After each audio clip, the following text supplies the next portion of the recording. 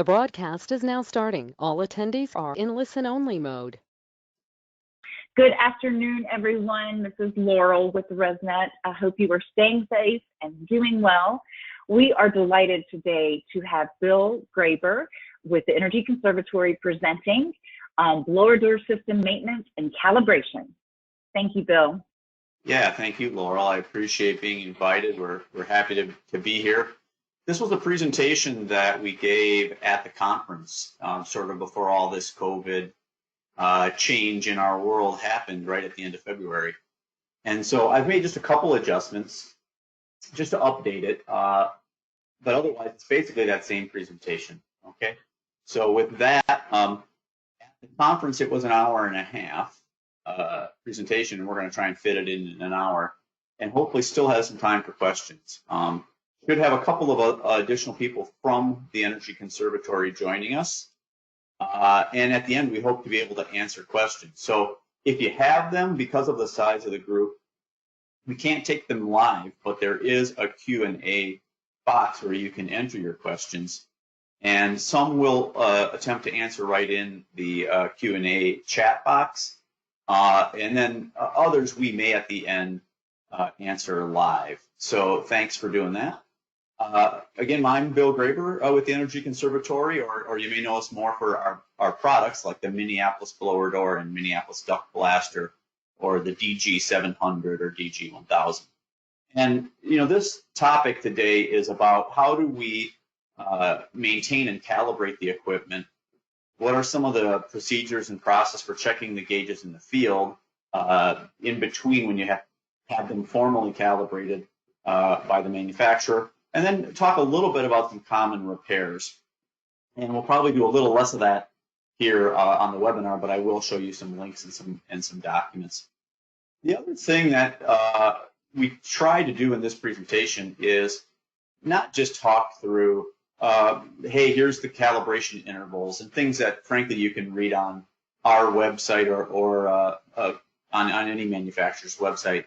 But talk a little bit more about why do we calibrate, and talk a bit about measurement uncertainty and how that plays a role, and why the standards like Resnet 380 have some of the recommendations they do. And so that's another one of the goals. Okay, so at the Energy Conservatory, or TEC, our mission has been from the beginning to develop robust air measurement tools and processes with industry experts, for air tightness measurement, duct leakage testing. That's really been the legacy of the company. And so that's the mission that we have. Some of you may know Gary Nelson, our founder, who is still a very active engineering and researcher at the Energy Conservatory, works every day, working not so much on the business side, but on the technology and procedure development. So he's, along with Colin Olson, our staff physicist, they spend a lot of time on committees talking about how do we test buildings that are maybe very large or very tight or multifamily or other things like that. Some of you may know Paul Marin and Steve Rogers. They are joining this call as well, and they'll be available to answer questions in addition to me. But that's really kind of the main people that people know at the Energy Conservatory and the work we do. Okay, so today we're focusing on how do we support the equipment that's doing some of the envelope and duct leakage testing for Resnet 380. And the standard applies to both single family as well as multifamily projects that are 3 stories or less. And so if you look at the requirements in the standard, it says that calibrations should be checked at the manufacturer's recommended interval or at least annually if no time is specified. And so that really leads us into this discussion about why do we calibrate? And so I'm going to take a little bit of a diversion before we just jump into here's our equipment and here's how you maintain it and calibrate it, and talk a little bit more about the tests you do, the readings you get, and how do you know you're making good measurements. So at the Resnet conference, there's some presenters that call a blower door the red door of truth. meaning as a rater or as a weatherization person, you're going in and you're saying, let's check how tight this is, and that will tell us if a whole bunch of other things we were doing and we're making assumptions about how tight we were getting, were they true or not? And so, because it plays that role in our industry, it's not probably uncommon for people, if the reading doesn't look right, to say something's wrong with the equipment. That reading can't be right. And so part of what we want to talk about is when this becomes the standard for making measurements like it does, it's important that everyone has confidence that the measurements being made are accurate and with limited uncertainty. Okay, and that's why we keep them calibrated. And instead of, frankly, chasing equipment as a culprit of why we're getting bad readings, perhaps if we don't get a reading we expect, we can look to other things. Maybe the building setup wasn't right, or maybe there were some other conditions affecting us. Okay, I won't read this in detail at all, but what I want you to see is this is directly from the Resnet 380 standard in the procedure for measuring air tightness of a building. And what you can see is, it goes through in some detail. Okay, there's a fan, a manometer or pressure gauge, and a flow gauge, which is also typically done with a fan curve and a pressure reading, and then a temperature. And all these things are combined into a blower door. And so the accuracy requirements or the uncertainty requirements or errors allowed mean that we must check to make sure that the equipment is compliant with that. The same is true for duct systems and the testing of that. The same idea. It's got fans and gauges that are measuring the pressure and flow, and then we have a temperature reading as well. Okay. And when you make a measurement, and you say, okay, so I'm maintaining these and I've made a measurement. I've gone in and I've taken a reading. What I'm showing here is just on the left, this is a report that's written out of our software or our auto test app. Frankly, if you're using others, that kind of software is available. So if you're doing these tests, you're either filling out forms manually or you're doing some kind of automated data collection and report generation. But you're getting a reading that says the measured CFM 50 or the ACH 50, if you're converting it, is a certain value. And it will say it's this number. But the question is, how much uncertainty is there on that number? How do we know that number is good? If we read 3.79 ACH 50, is that number 3.79 plus or minus 1 or plus or minus 0.1? What is the uncertainty? And so I want to just ground you. At the time of this conference, I guess back in the good old days, we talked about uncertainty, and I was using this graph of a hurricane path. And I've updated this a little bit. I'll also show you some data from some estimated data around COVID-19 and how they talk about uncertainty. But this concept of uncertainty conceptually is usually we see this in our daily lives when people talk about predictions for the future. And what they'll say, in this case, you can see it says there's a hurricane coming in to Florida, and the cone, this cone around its path, says this is what we think will be the path, but it could go anywhere from here to here. There's probable path, and that implies there's probabilities, which implies uncertainty on the exact path. And so that concept, now we're going to carry over. But sometimes when you have uncertainty, you really aren't sure what's going to happen. And you even see people add a little additional uncertainty at times. Okay, here's a chart showing COVID-19 data. It's from the COVID-19 data website. Many of you are probably familiar with this. And I've just got a couple of quick charts. This concept of uncertainty is one that we all hear often, perhaps, when we think about accuracy, errors, And so again, I'm just trying to ground us on what does it actually mean, this concept. So if you look at this, the red bump here, this is the United States. And then you can, if you can see it, there's a bunch of other graphs, but I said, let's compare the US in red to Brazil in purple. And this says, okay, the US came up towards the end of March, and then it peaked in mid-April and now has a long tail that it's following. And then it says that will continue. And then it looks like maybe in September it will start to creep up again. Brazil has a much different path. Okay, and then the dotted lines are predictions of the future. And so that would say, here's what's happened and what's going to happen. But if you look at the US data in a little more detail, and the scales changed here a little bit, but the data is the same. And so this shows that same US data, but you can see what happens as you look to the future. There is a band around that curve that says what's going to happen in the future. And if I zoom in on this bottom area and read this little dot here, it says shaded area indicates 95% uncertainty interval. And uncertainty is represented by the shaded area within which the estimated values are likely to fall.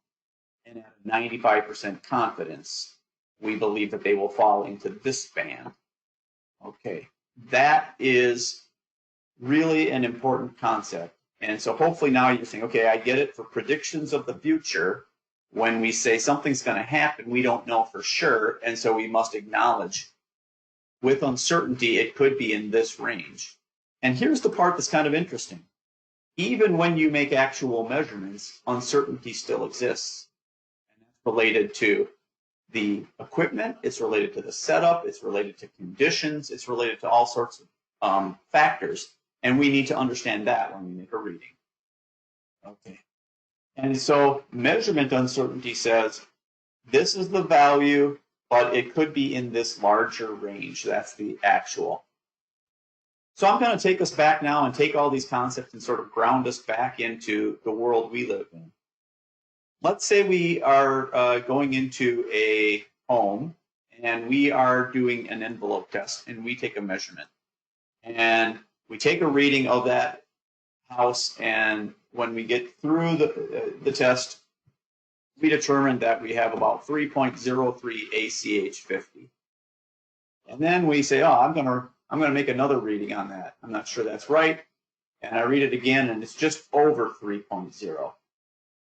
And I say, I think I need to take another reading because maybe 3 is my target. And I read again, and I get 3.05. So now I've done this test 3 times, and I decide I'm going to do a 4th time, and I get 2.93. Now, obviously we're not live, but maybe you want to tell yourself, did we pass this envelope test or not? We took 4 readings, 3 of which maybe didn't meet our requirement. Let's say we have a requirement of 3 ACH 50. And we got 1 to pass. So is it a pass or is it a fail? I think almost everyone would say it's a pass because the 2.93 meets. And that you can write a report around. And that's what can be submitted, and that is a real number that you got. But when we have that kind of spread, that is related to uncertainty. Now let's say we don't have a real life and we're interested in gathering a statistically significant data set. Let's say now we, instead of doing it 4 times, we do it 40 times. And because we've done 40 readings, our data looks something like this. There's kind of a big hump in the middle. And then as you get further away from that middle, the numbers times we got those readings went down, where it looks like the average is about 2.95, but we got readings as low as 2.85 and as high as 3.05.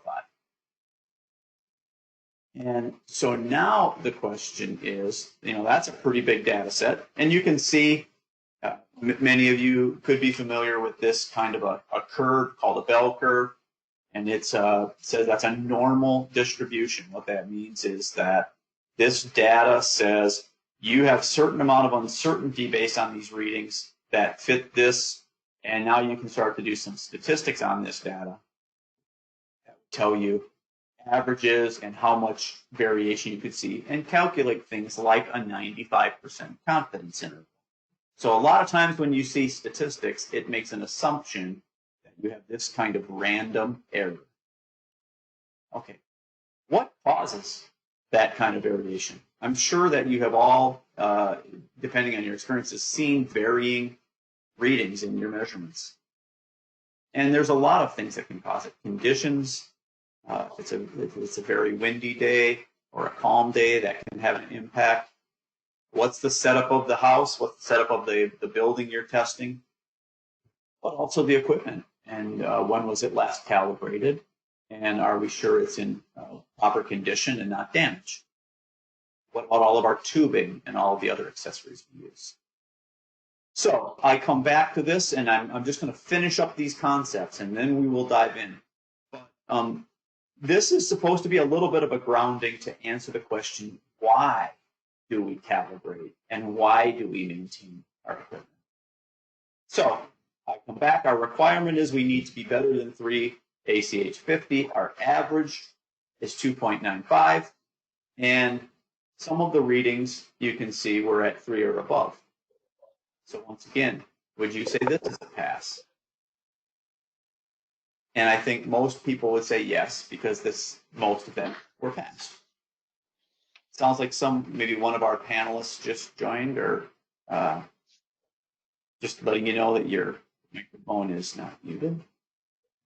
Okay, so we want to reduce variations in readings because variation is random error. We don't want there to be so much variation. So that means instead of seeing this kind of distribution, it becomes narrower. Now the random variation is tighter, and the reading is more precise. Now, does that change how many times we pass and fail in our readings? Let's say we did all 40, and now it was this tight. Does it make a difference in how often we pass? The answer is yes. If we're averaging 2.95, but we're much closer and tighter, yes, we have less that go above 3. Now let's say somehow magically we can know the building we're testing, even though we've gotten a lot of different readings, the real air tightness of that building is 2.8 ACH 50. So we've been averaging reading 2.95, but the real reading should be 2.8. And we should be reading right on 2.8 as our average reading, but we don't. We're reading higher, and that is called bias error. That means our whole system is doing something, and so that is shifting its average reading. And you can imagine, yeah, there's probably conditions that could cause that. If something was damaged, cause that. If something's damaged by leaky tubing, if I consistently am doing something in the setup that's not correct, it could cause me to show a higher reading than I actually have. Okay, but what we want is to bring that all down to the real reading, because then we know we're getting the right reading. Okay, so we'll finish up here. Maybe just if you have a pen and pencil handy, write down your answer to this question. I've got 2 different readings, and I've got 2 different sets of data here. On the left, I'm showing that there's a true value. Let's say that's that 2.8. And I've got a distribution that looks like this. I did my 40 readings, and it's pretty wide, but it's centered right on the true value. Okay, that's one set. Then another time I did 40 readings, and it was narrower, but it was shifted from the true value, pi. Which one of these two is more accurate? And I ask you so that these concepts will hopefully sink in if you're not already familiar with them. One of them is more accurate. And the answer is on the left. It's more accurate. The one on the right is more repeatable and more precise. And so these two concepts are what drive really overall uncertainty. Precision is the repeatability of a measurement, and accuracy is the agreement of the measurement and the true or real value. So if you look at someone with a target and they're shooting arrows or shooting a gun at a bullet practice or a target practice, precision is how tight your band is. Accuracy is how centered are you on the bullseye. That's another way. So, in both cases, these concepts come back to us and reinforce the importance of calibration. Random uncertainty can be affected by many things. And you lose precision as random uncertainty increases. Okay. Variation in conditions like wind and setup and other things can affect it, but also your equipment uncertainty or accuracy affects it. Systematic uncertainty means, hey, something specific was done wrong to shift us from the real value. There was a window open in our setup. We missed closing all of the envelope. Or perhaps we have a leak in our tubing. Or perhaps my gauge or my fan has been shifted due to damage or lack of proper maintenance and calibration. Okay. So calibration is this idea of determining and correcting the error of any existing measurement compared to a known true value. And so it allows us to take a reading, compare it to truth, and then make a correction so that it's closer to truth. Okay, a lot of background, but what I'm trying to give you is an appreciation that equipment uncertainty we can control through calibration and maintenance. And because we can control that, when so many other things in our setups and the conditions we're in, we can't control, that's why we do. That's why we maintain and calibrate our fans and gauges. Okay. Now, all of that activity and conditions and all that, that's built into the automated reports you get from us. You'll see a result, and you'll see if it says pass or fail. And down at the bottom of the report, it will tell you deviations from standard, and if you have anything to be concerned about. And so if you're doing a test to Resnet 380 and you select that and you're going through, it will tell you, hey, you passed and there were no deviations. But behind the scenes, it's doing an uncertainty calculation based on ASTM E779. So this is a part of the world we live in, whether we think about it every day or not. Okay, that was a long discussion, but that's the kind of thing that we think is important and not the kind of thing you're just going to get from reading our recommendations. But with that background, let me step through now our specific recommendations for calibration and maintenance of blower door systems and DuctBlatser systems. As I said, I'm going to be specific on our equipment. If you have others' equipment like Retrotech, go talk to them about their equipment. That's one of the things we encourage people. Talk to the manufacturer. We don't want to claim that we are experts on their equipment, just as we don't want them to claim they're experts on our equipment. Okay, so let's start.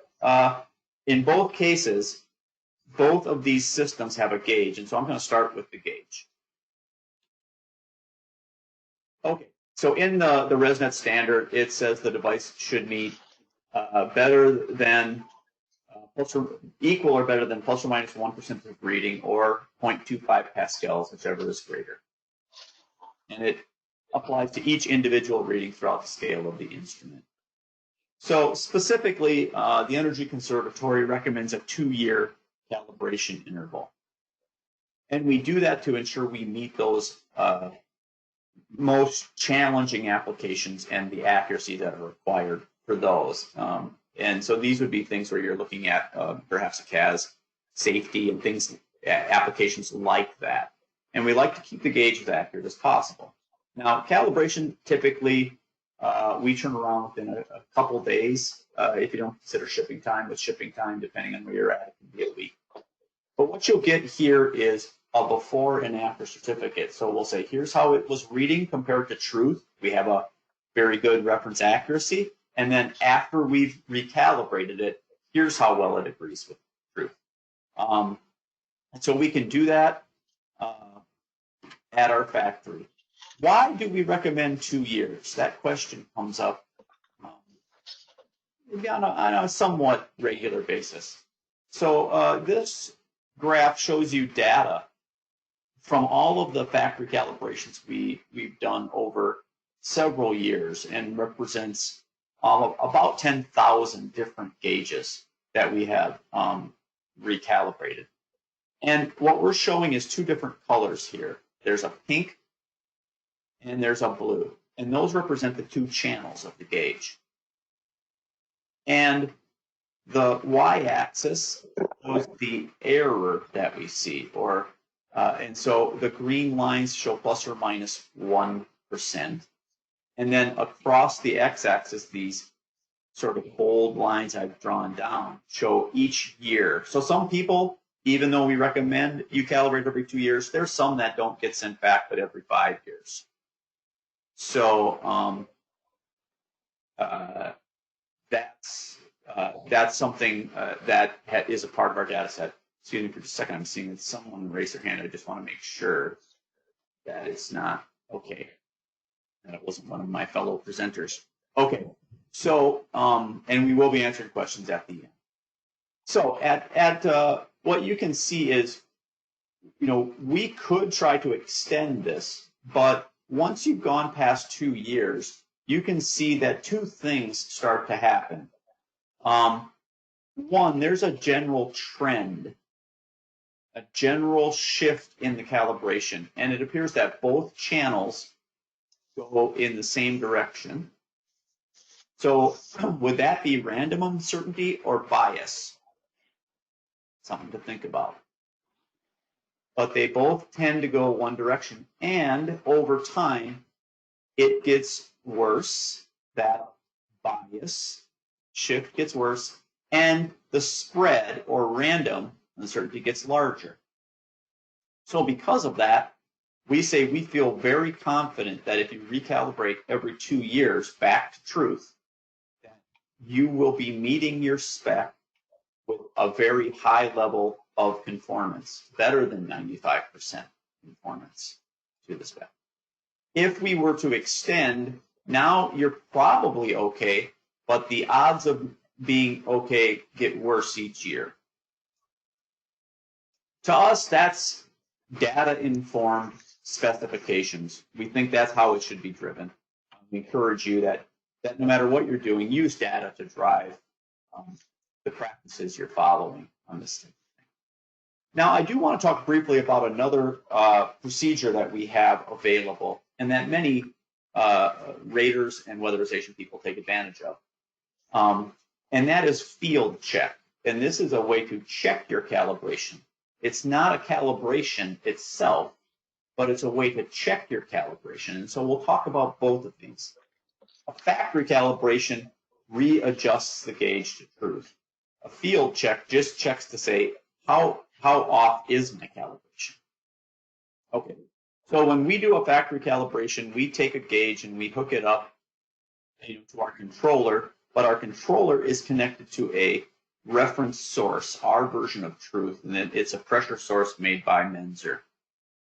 Okay, and that's what we do when you send a gauge in or the first time we manufacture a gauge. And when you do that, what you'll see is you get as found as left data, which is good practice for a calibration.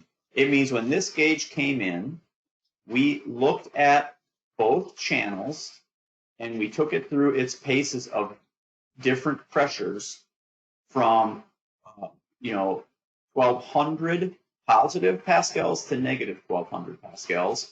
And we measured the error we saw in both of those channels.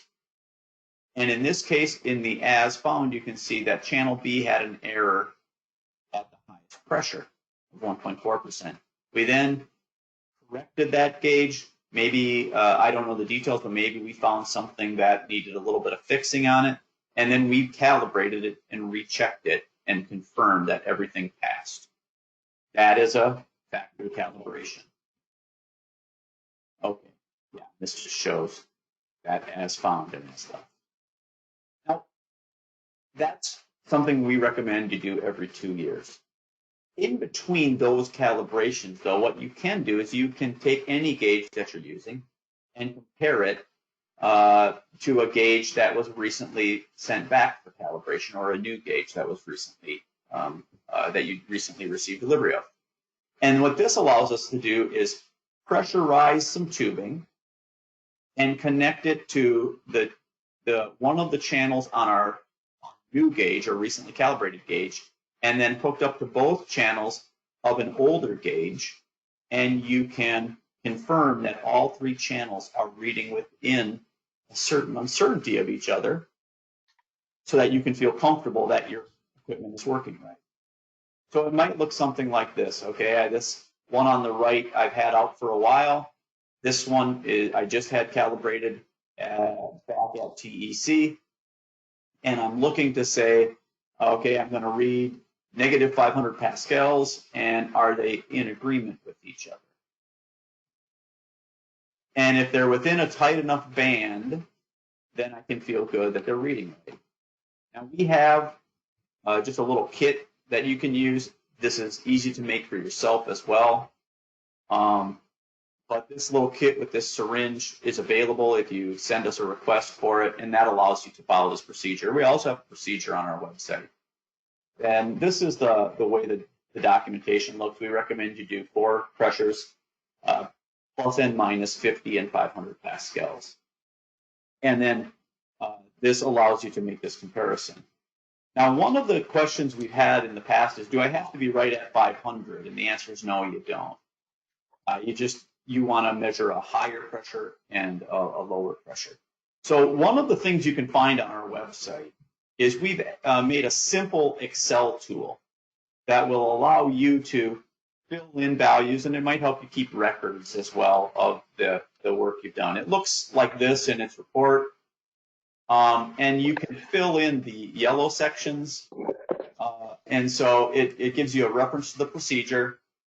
And you can say, okay, today I calibrated a certain gauge that maybe was last calibrated about a year ago, and I'm comparing it to this other gauge that I just got last month.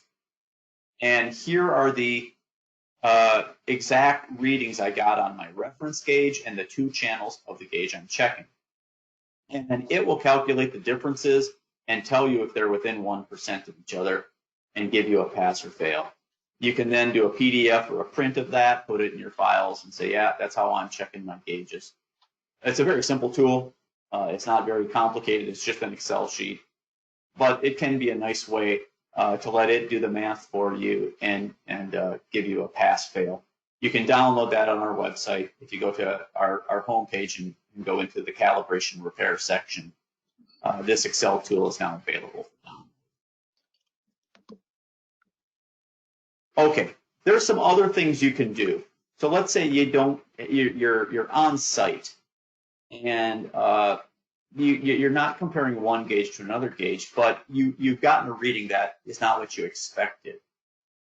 And in those cases, one of the things, and maybe you just dropped the gauge, or maybe you're just starting on a cold morning if you're in Minneapolis or Winnipeg or somewhere cold, or somewhere very hot, and it was left in a car, something like that. You might say, hey, I got a reading that was not what I expected, and I want to see, are both these channels reading right? And so one of the things you can do is use your fan as a pressure source.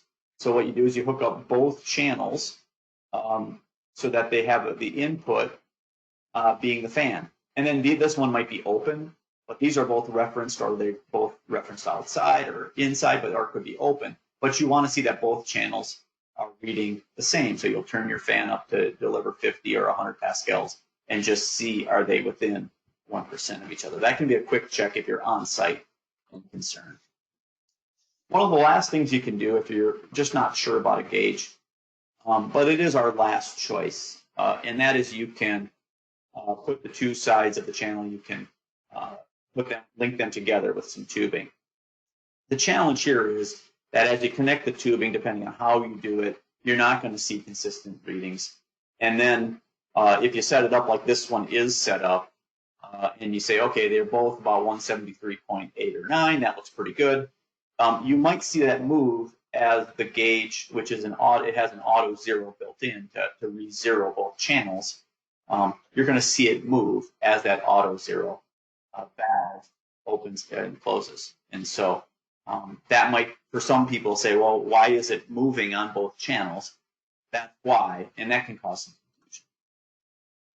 Okay, that's the background on the gauge. Now I'm going to move through the fans and finish up with some other procedures.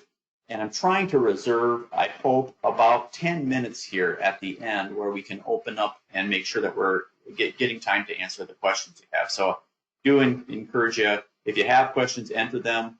If Steve and Paul are on the call, and I believe they are, they may be looking through those and answering them right in the Q&A boxes. Okay, so now let's keep moving. Let's talk about the blower door.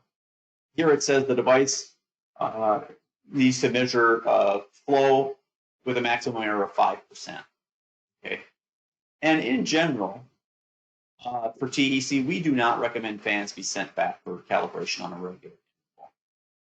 Part of that is that the requirement is a little higher. It's 5%, so that it gives us a little more room.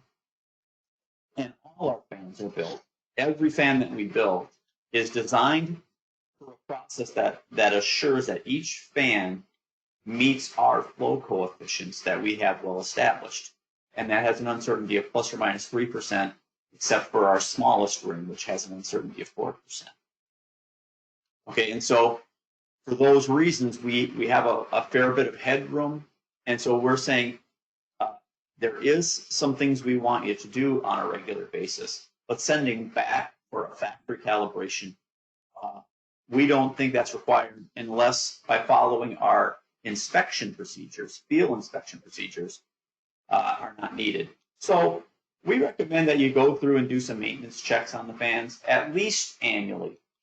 And really, more often is good. And if you ever think a fan's been dropped or could have been damaged, we've got a procedure and process we want you to follow that is also available on our website under the calibration and repair section. And it talks about, here's the things you should do to check out to make sure that the flow sensor and the fan's relative positions are still where we want them so that our coefficients are right. We want you to inspect the electrical wiring and all the electrical connections and make sure that the motor cooling holes don't have excessive dust buildup and haven't become very dirty, that the fan is clean. This would count as excessive dust buildup. In case you were wondering, that is an actual fan we got back, but I don't believe anybody was using it in that condition. If they were, I don't know how they were getting good readings. But look for dust buildup and make sure that you keep it clean. And by looking at the physical condition of the fan and the fan elements, you can really tell most of the things you need to tell about its condition. The other thing that we want to make sure that you check is that there's no leaks in the flow sensor and that sensor is in the proper position. And so just going to talk very briefly about it. If you look at the front of the fan, the flow sensor is this white disc. Here's a picture of the flow sensor. This is the disc that sits at the front of the motor mount for the fan. And when you check that, flow sensor, you want to make sure that it is not leaking, that there have not been some leaks that have developed in how it senses pressure and conveys that pressure through the fan housing that you connect your gauge to. And so there's a simple procedure that we've got. There's a couple different ways you can do this. What we're showing here is that you tape the the holes on the flow sensor. You connect up tubing just like you would with the gauge. You need to have 30 feet of tubing, and then you use a syringe going through a reference gauge, and you pressurize it to 100 pascals with this syringe. And then you look to say, with that volume of this syringe, can I maintain 100 pascals pressure for more than 20 seconds? If so, then you've got a good flow sensor and it's not leaking. Everything I'm taking you through is in a procedure that we've got for field checking your fans. The flow sensor position, this makes sure that, okay, now where those holes are on that flow sensor relative to the fan housing is important as well. And this can move if it's been dropped or something gets shifted or bent over time, or that can have an impact. That it will still operate, but it may have shifted how it's reading. And that shift would be a bias error. And that bias error might have you failing some envelopes when in fact it's good, but the position of this is not correct, or just the opposite, depending on how it's been shifted. So we've got a method here. This shows more of what's done at our factory during assembly, but you can do this with a ruler and a straight edge. You want to lay the fan on its side. You want to put the flow sensor side up, and you want to make sure that the relative position or depth of the flow sensor relative to the fan housing inlet meets certain requirements. And for different fans, that dimension is different. So for a Model 3 blower door, it's a 1/4 inch plus or minus a 1/16 of an inch. And then you can, if it's off a little bit within the blower door, there's these repositioning screws that with a hex wrench you can adjust and do some fine tuning to get it into position. For the DuctBlatser, the dimension is a 1/2 inch plus or minus a 1/16 of an inch. This one's harder to adjust in the field, but you'll want to do that. And if it's not right, you'll want to have us check it. With the DuctBlatser, you have another option available to you. And that is that you can use this calibration plate. And what this does is it allows you to perform a check. You lay out your 12.5 feet of your flex duct straight as shown in this picture. And then you want to depressurize, and you got to make sure that you've got it set up right.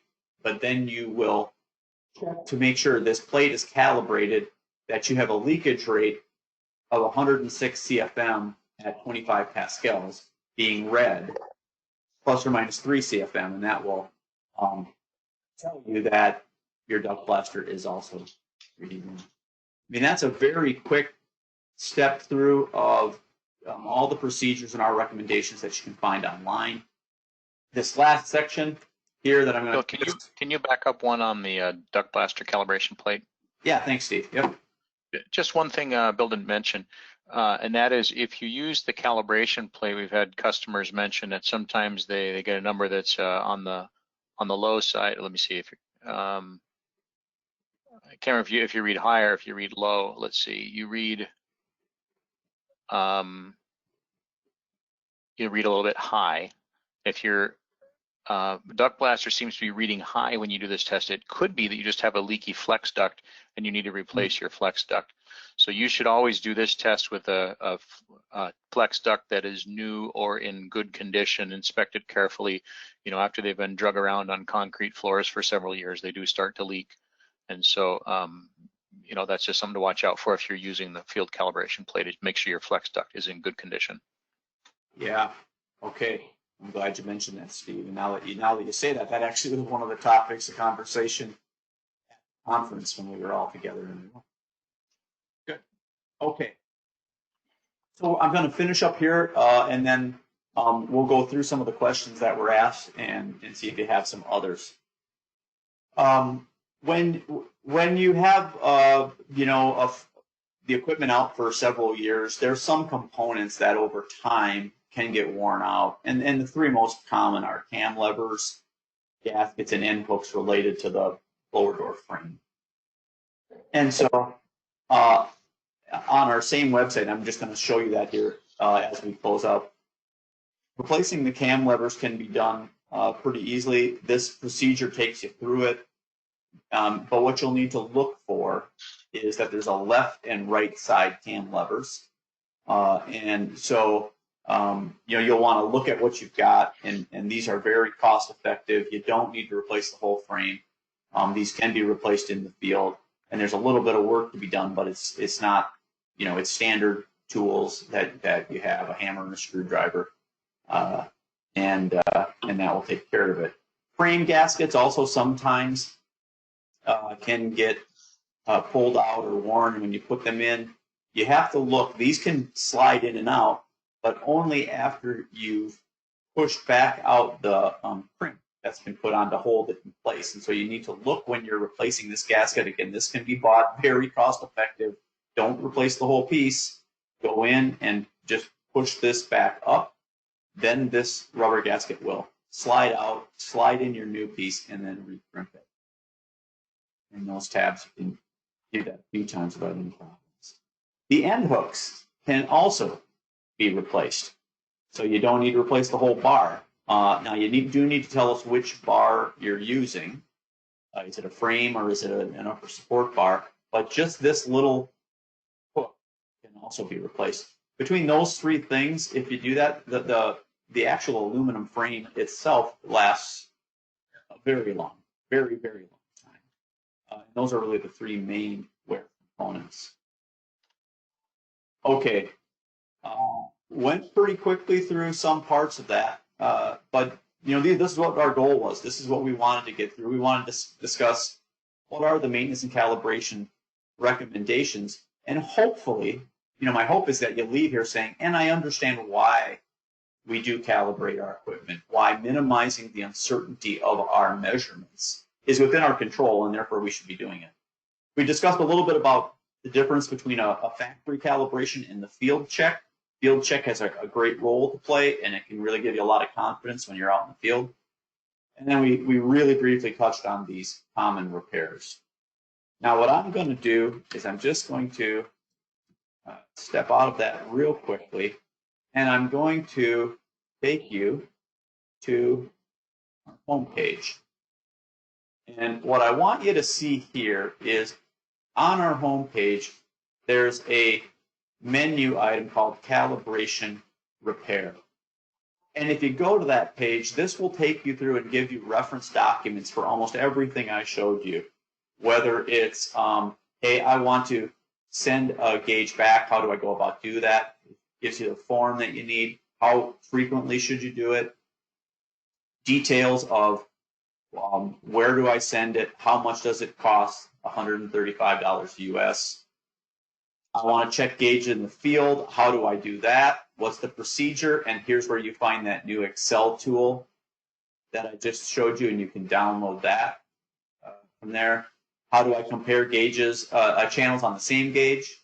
How do I do the DuctBlatser and blower door field checks? And how do I use the calibration plate to do the DuctBlatser?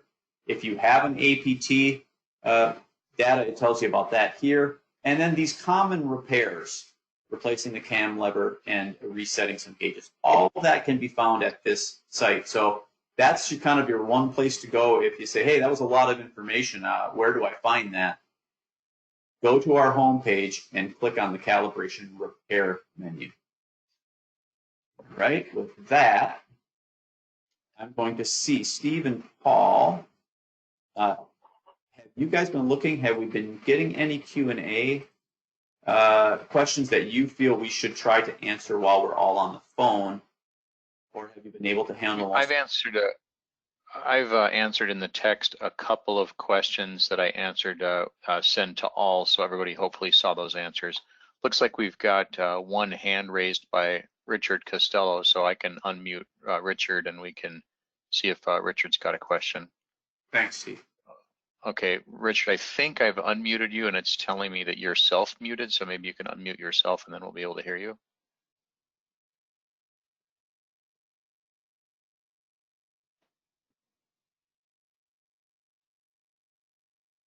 Yeah, it's still telling me that Richard is self-muted, so Okay.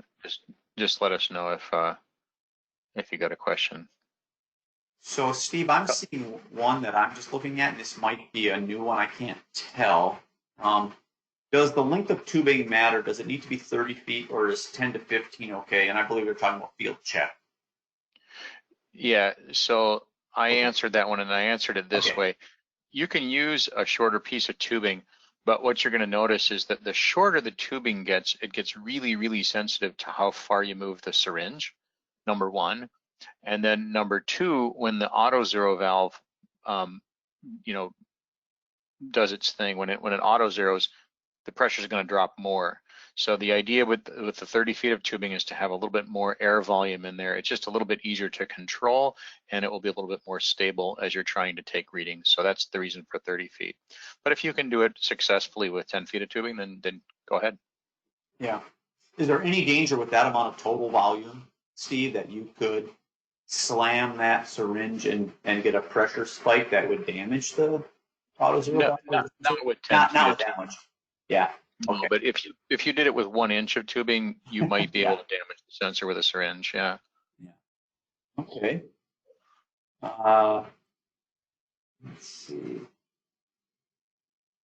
Well, So we've got another question from Todd Abercrombie. He's saying, have there been situations where the blower door results have been challenged in the field and the resulting issues were found to be equipment not calibrated? I don't know that I've ever heard of that situation. You know, Paul's been around longer and heard more situations from customers. Have you ever heard of that happening, Paul? Not specifically. I mean, you can get called out for not having your equipment calibrated. But if you could after the fact, if the gauge comes back and it was within calibration, you'll see that on your certificate. You'll see the as found and the as tested, and you could show that inspector that yes, my equipment was within calibration when I did that test. So they could call you out on based on the calibration dates on the equipment, but I don't know how they would know your equipment was outside of calibration unless you had it tested. You know, that's probably the biggest risk, is that your provider is checking for your calibration dates on your equipment, and if your Resnet provider is doing that, then that's probably greater than actually if you're working with a particular builder, is your builder going to come out and say, hey, your gauge is out of calibration on this test that you just failed? Probably not real likely to happen, but your provider should be actually checking your calibration procedures.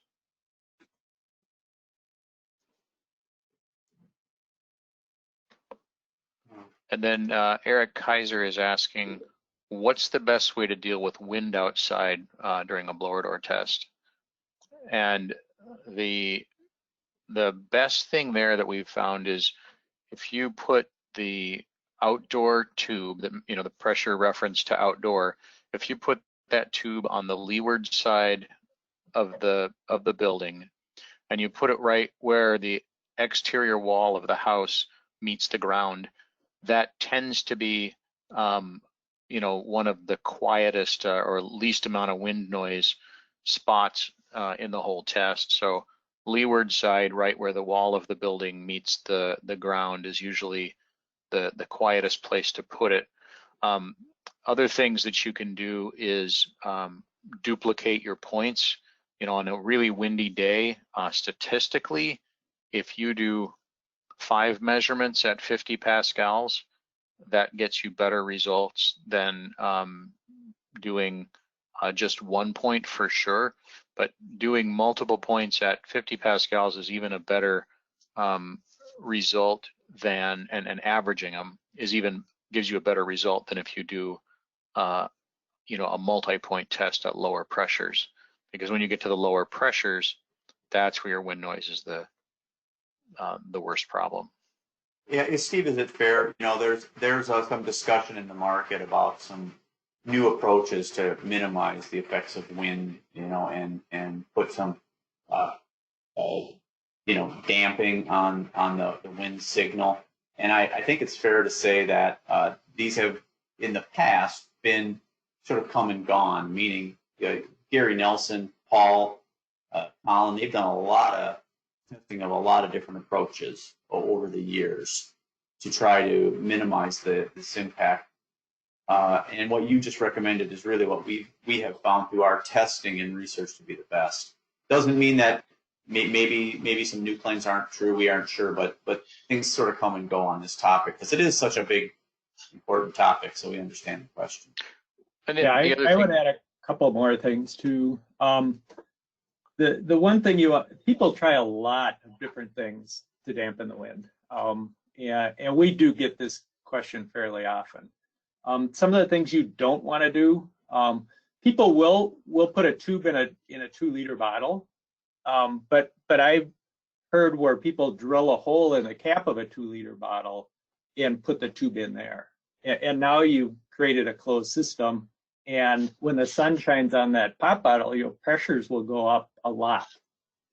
Air density you don't want to be measuring house with reference to pop bottle. You want to be measuring house with reference to outside. So you have to be careful on doing things like that. And long lengths of tubing on sunny days when the sun is going behind the clouds every once in a while, and you get that change in temperature fairly quickly in the tubing, inside the tubing, is a problem too. So we recommend no more than 100 feet of tubing when you're, and typically people wouldn't do that, but.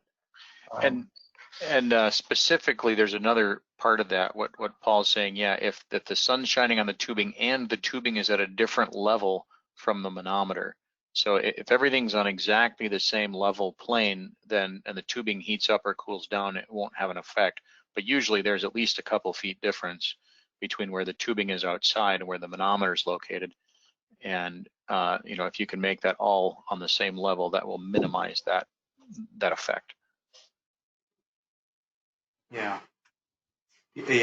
So hey, I'm reading another one just real quick. Steve, you can probably weigh in, but let me just quickly read it. What are possible causes of a flow coefficient less than 0.5, a flow exponent, I should say?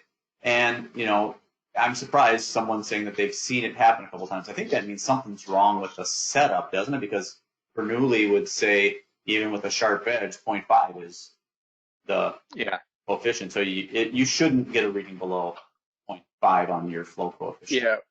Paul, let me ask you, would we usually suspect that something changed in the house if you're getting that kind of a measurement? Yeah, I've seen that on a commercial building test where when you're doing a multi-point test and as you're applying pressure, something is opening up, some flexible part of the air barrier is opening up during the test and getting leakier as you apply more and more pressure. Some odd things like that could cause that, but it's very unusual to be able to get that low of a flow coefficient without something changing in the building as you're doing the test. Sensitive to the time, guys, you can always send us emails after if you didn't get your question answered. Laurel, I don't know if we can continue. We've got a couple minutes here. We'll try and answer more, but I don't know if we have a hard stop or not. Yeah, we have a hard stop at 3 today, but if you want to share your email addresses with the group, they can certainly email you or your tech support or whatever. Yeah, so I don't know. I'll answer one more question. So Pat Tishita asked, when a gauge is sent in for calibration, will the report state the amount of error found in the gauge? And the answer is yes. That's the as found data will tell you how much error there was as we received it before we calibrated it. Here you can see my email, bgraber@energyconservatory.com. You can also go to the website and say I need support and enter anything there. And that will come to Paul and I, amongst a couple others. So thank you very much for attending today. We appreciate your time. And if we didn't get to your question, please send it to us. Thank you, Laurel. Thank you so much, Bill. That was a great presentation, and I'm glad everybody was able to attend. Take care. Bye-bye.